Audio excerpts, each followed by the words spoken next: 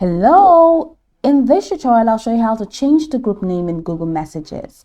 As of May 2025, Google Messages allows you to rename group chats, but the process and its effects depend on the messaging protocol used.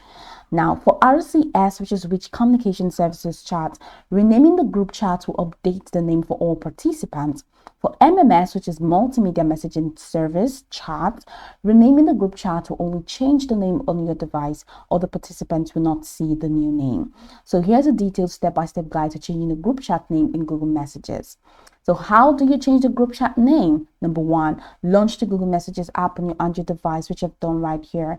Now, from your list of conversations, tap on the group chats that you wish to rename. I don't have any group here, but if you do have a group, you're going to find them on this homepage. So just go ahead and tap on the group chat that you wish to rename. Then it's going to take you to the group details page. In the group chat, all right, so tap the three dots menu inside the group chat that is located in the top right corner of the screen. Once you do that, it's going to display a drop down menu. So from the drop down menu, select group details. In the group details screen, which is going to take you to next, go ahead and tap on the group name or the pencil icon next to it. Then type in your desired group name. You can also add emojis to personalize it and make it all fun and, beautiful. Now, after entering the new name, don't forget to tap save to confirm the change.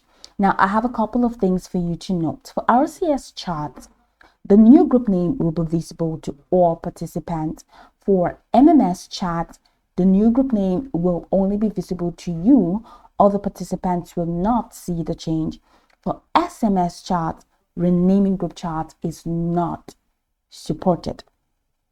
So it means if you want to rename your group chat, it means you have to enable RCS chat or enable MMS chat so that you can have access to your groups.